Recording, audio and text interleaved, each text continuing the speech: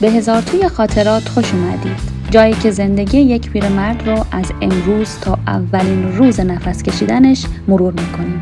قصه از عشق، خنده، ترس و امید. لحظه از هزار توی خاطرات به ترتیب معکوس از پیری تا نوزادی.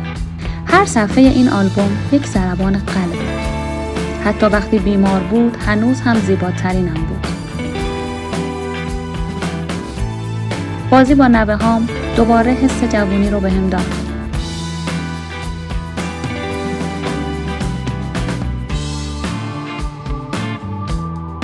عروسی دخترم همون روزی بود که انگار مادرش دوباره جلوی چشمام ایستاده بود.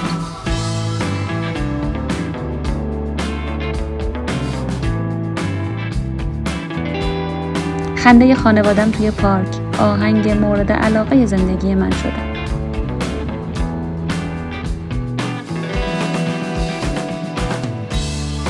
اون روزی که گفت بله، زمان واسم وایساد.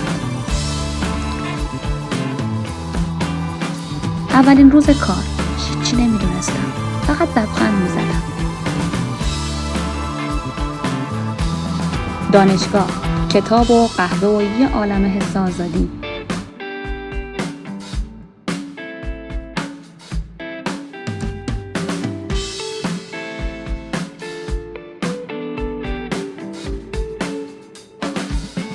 تولد 18 سالگی، دلم میخواست همیشه همینجوری جوان بمونم.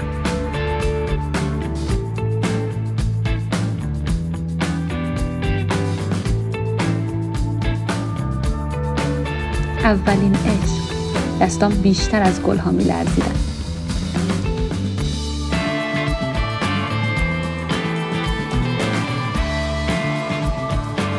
با موسیقی صدای خودم رو پیدا کردم.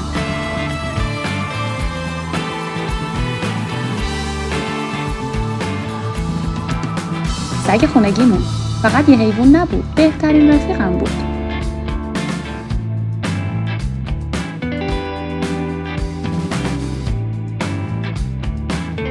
روز اول مدرسه هم میترسیدم هم کنجکاو بودم.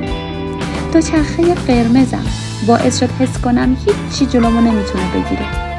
اولین قدم هام همه برام دست میزدن. وقتی تو بغل مامانم بودم تازه فهمیدم عشق یعنی چی. این بود هزار توی خاطرات، سفری از امروز تا اولین نفس. شاید هممون یه روزی همین جوری برگردیم و مسیرمون رو مرور کنیم. تو کدوم لحظه از خاطرات خودت رو دوست داری بیشتر واسط بمونه؟ واسم کامنت کن. خدافظ.